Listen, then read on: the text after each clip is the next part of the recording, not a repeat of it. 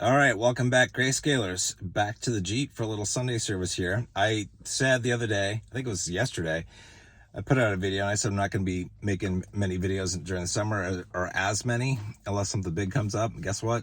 Today something big came up. If you haven't heard, and most of you have already heard, Biden is resigning. Like he's stepping down. He's not going to be a presidential candidate. That's going to have some pretty big impacts for the Democratic Party and a pretty big impact on our elections. I want to talk about that. I also want to talk about some things that I was reading yesterday. I was watching a video actually that another YouTuber put out who does videos on yield max stuff, and he was talking about the video that he had watched by somebody who was talking about, the economy could be in for dire straits like in the next year or so. I want to talk about that and my thoughts on things and what you could potentially go into, to kind of maybe hedge your bets against something like that if we were to see that. I don't know if there's really a good way to do that. None of this, as usual, is financial advice. I'm not a financial advisor, just the dude in my Jeep, just sharing my opinions and thoughts. Anyway, first thing first, Biden stepping down, that's going to be a huge thing. I think he put, he basically has recommended Kamala as being the presidential candidate. I don't know how things work behind the scenes, like as part of the Democratic Party, like with their delegates and stuff, and how they choose people. I think they might actually have to put this up to a vote of some kind, like who actually could become, like who they would elect as a presidential candidate. And obviously they need to pick a VP, because if it is Kamala running for president, then they need a VP. I don't know how that's gonna work.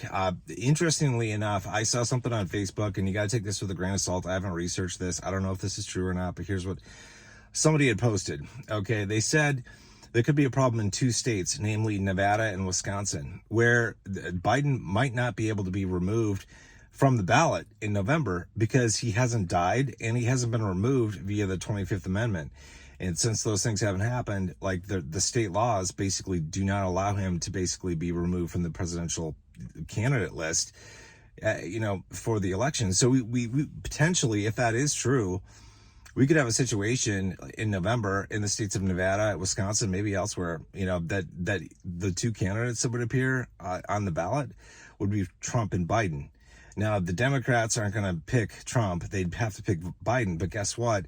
Then I guess it would go to the Electoral College. Like, if that is the case, I don't know how these are very complex rules, like with the Electoral College, like how they have to vote. I think it depends on the state you're in, I think. I mean, this is complicated political shit, and I'm not a political expert, obviously, so take this with a huge grain of salt. But if the delegates have to basically vote for, the Electoral College has to vote for whoever was the popular vote in a particular state, well, then imagine this. The Electoral College from Nevada and Wisconsin potentially could be putting their vote up for Biden, who's not even, if he were to win, or if he were to win, if people would have chose him on the ballot, that's who the Electoral College would have to cast their votes for. And he's not even in the race.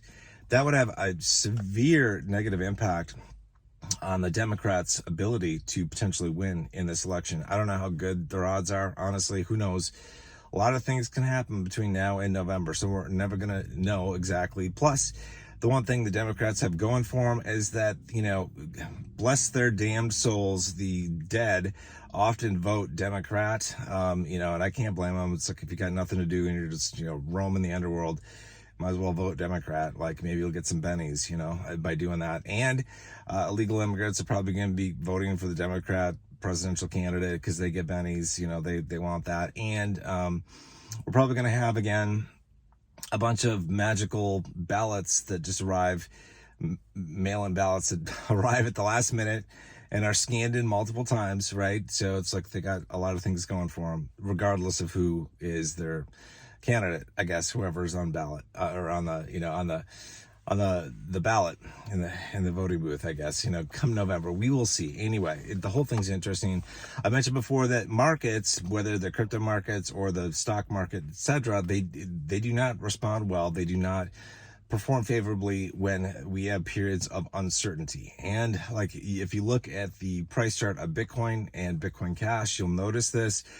Basically, right when it came out that Biden was dropping out of the presidential race, those dropped in value, and then very quickly they not only recovered but actually surpassed where they were trading at before they dropped. So for me, it's like this is probably, it's like, holy shit, we have this big news coming. It brought up uncertainty. Markets dropped a little bit, but they recovered very quickly and then shot up, past that, because the market probably said, well, things are going to get worked out, or this could be beneficial to the Trump campaign.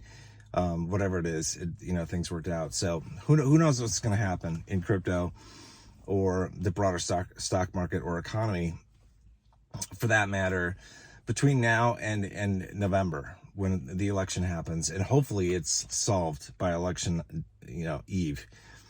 I do not want us to be in a situation where there is a contested election. It would not be good for the American public, would not be good for the economy. We want a solid result, like right away out of the gate. Okay, enough on that. Let me talk about the economy more broadly, and because this ties in with something I was watching actually last night. And for years I've watched people that have basically said we're gonna enter a recession and a major economic turmoil for a long time, and they've been calling for this for years, right? And so far it hasn't happened, but eventually it's like they will be right. Nobody knows when. It's been a while since we had a recession, officially a recession, and it could happen at any time. So what if, guys, let's say we're mid-cycle in the crypto bull run for the altcoins especially, and everything goes to shit in the economy. The stock market starts to tank 30, 40, 50% or more. What do you think is going to happen with the crypto markets? I'd love to hear your comments on this kind of stuff in your ideas in the comments below. I really would, because nobody has a crystal ball. I don't. It's like we don't know what would happen. I would imagine, there are two schools of thought here. One is crypto would dump like the stock market. Two, people could potentially see it as a hedge, but I don't think they would. I think that it would dump unless we had a scenario where it was very clear that the US dollar itself was collapsing, which is a possibility. People have talked about this for years. People who are really into gold and silver have talked about this for years, that we basically have this fiat currency, this fiat money system that's propped up by just hopes and dreams. And if somebody bursts the bubble, if somebody pops the balloon, things could go bad really fast in an economy. And none of us, this is a major black swan event if this were to happen. Now, the fact that, the BRICS basically moved away from the petrodollar, I think it was in June, where the agreement just basically came to an end. I think that's when it ended. They never signed on to a renewal, essentially. So that's kind of the end of the petrodollar. I guess that's when people are kind of marking the end of it. And this could have pretty big, significant impacts for us in the U.S. and other countries too, in terms of our economy, generally speaking. If things come together in the perfect storm, we could see something where we see like a collapse of the US dollar. I believe we will see that at one point in our lifetimes, folks. I don't know when it's going to happen. I wish I did. I wish everybody could know and plan for it, but nobody does. And the question is, like, what do you do to prepare for this kind of stuff, or to hedge things as things start to happen? Here's kind of my thoughts on a couple different things, and these could be completely wrong. Like, I reserve the right to change my opinion on what I might do. And obviously this is just my opinion. This is not financial advice of what you should do or whatever. I'm just giving you some ideas and stuff to chew on, because it's big economic stuff, right? So let's say, as we're cashing out of, like me, I'm cashing out basically over a multi-month period. If I were to be cashing out and all of a sudden the stock market were to start crashing big time, guess what? I'm not going to be putting the cash that I have from profits into assets like index funds, growth stocks. I'm not doing it. I might consider putting it into precious metals, like the physical gold and the physical silver trusts that are available, PHYs and PSLV. So I might do that. I guess I would have to see kind of how things are working. But I would park there in places of safety, either cash, just sitting in my brokerage account, or in metals, potentially in some farmland too, because I think ticker symbol LAND is something I invested in many years ago. I haven't looked at it. That could be a route that I take a look at too, just like land, precious metals, and just cash, just if things are crashing. if it's very evident, like as you're cashing out of crypto, if crypto is also tanking, well, then you're obviously, if you're cashing out, like you're getting less, than what you thought. I mean, this is, I don't know. This is a risk to us, like too, if the highs for LTC and BCH aren't happening until Q1, Q2, Q4 of next year, Q4 for like BCH potentially. Not a guarantee that that's when they happen, but just as, what Caesar thinks that there could be possibilities. Well, shit can go wrong between now and then, big time.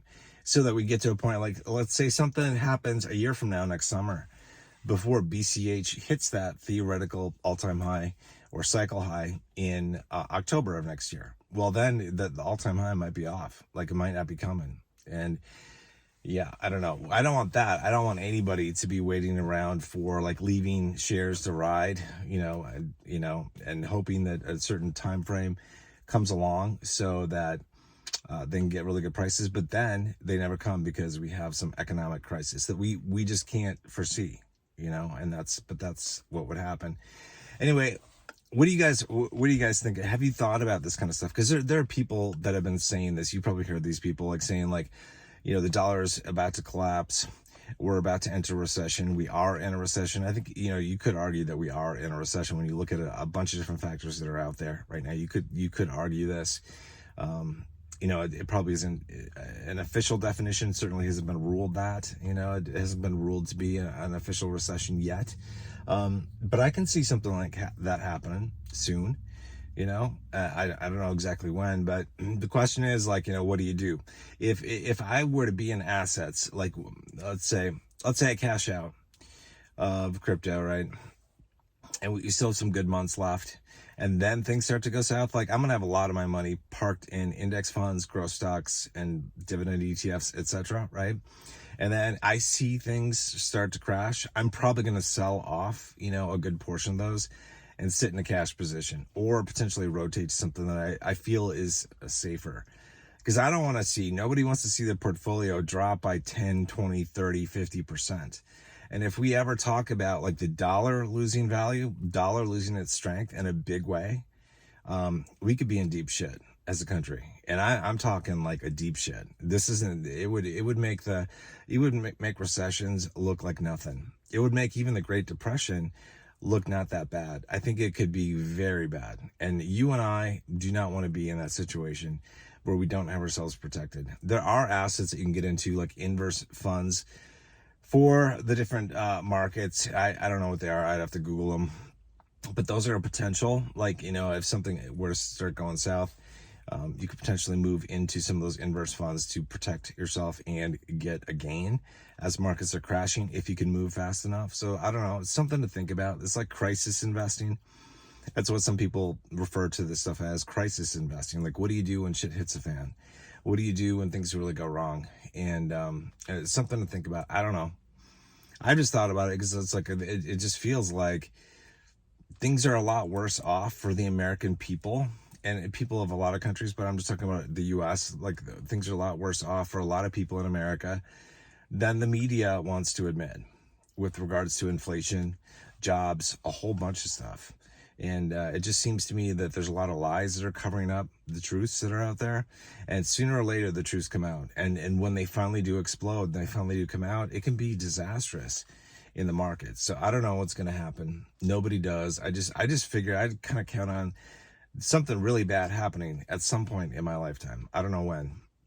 But it also seems to me like we are overdue for a correction. And even, small corrections, there's some things, like, it doesn't need to be like a whole stock market correction. It could just be things like stocks. Like Nvidia is a great example of this.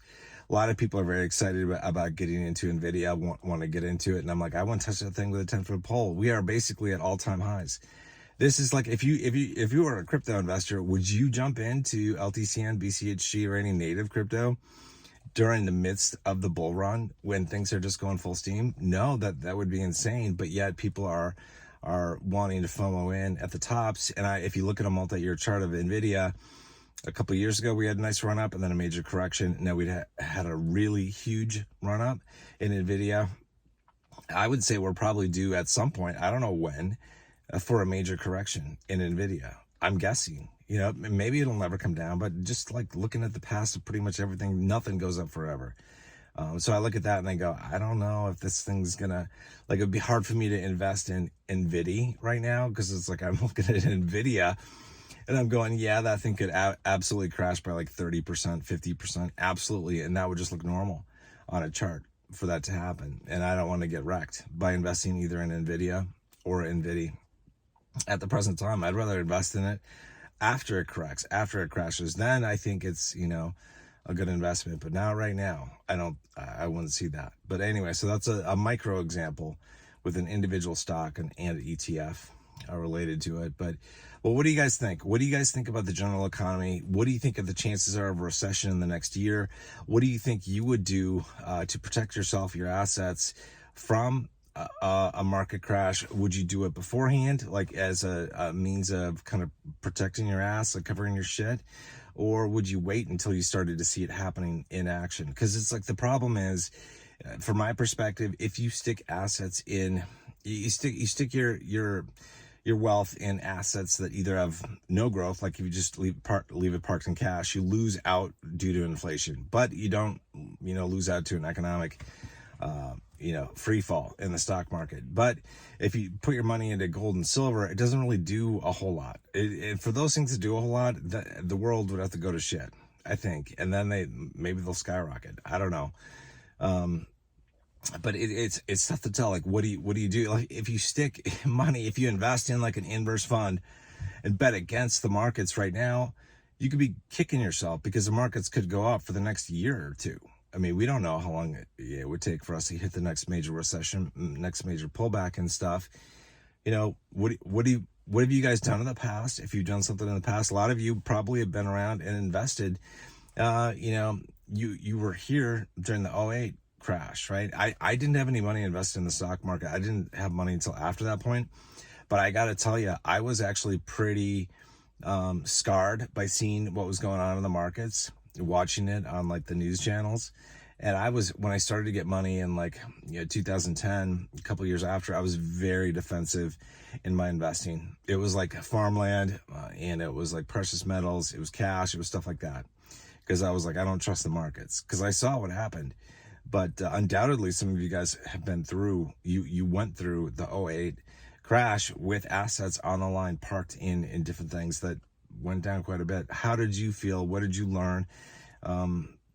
All that kind of stuff. I think it's good for us to all share information, ideas, because this stuff is going to happen eventually. It is. It's not a matter of if, it's just a matter of when, and it's a matter of how much.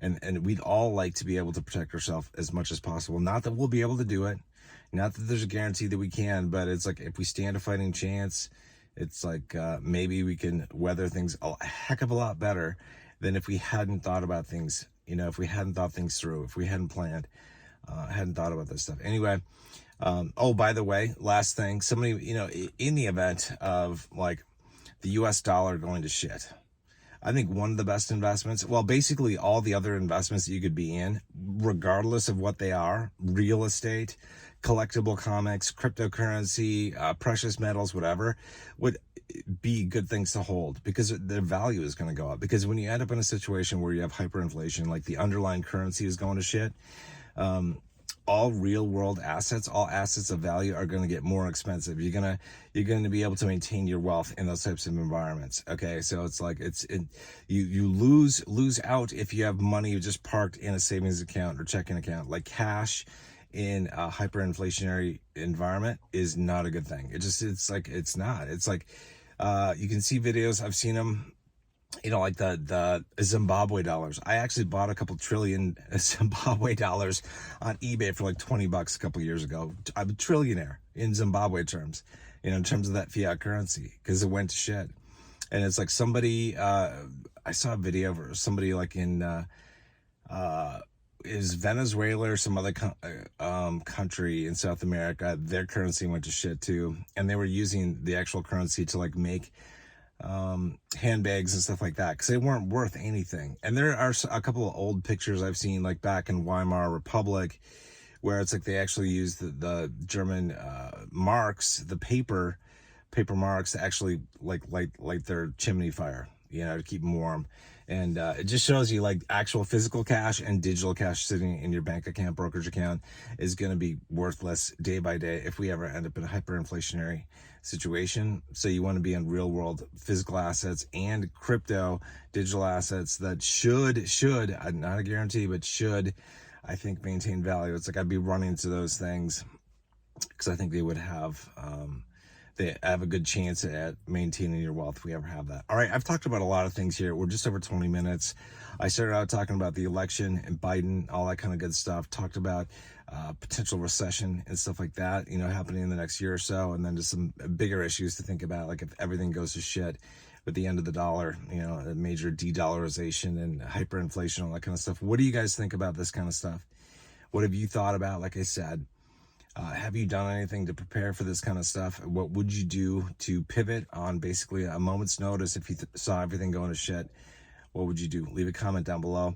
If you're on Discord, let's have a conversation about it there too. Anyway, I hope you guys are doing well. I'll see you guys soon. You guys take care.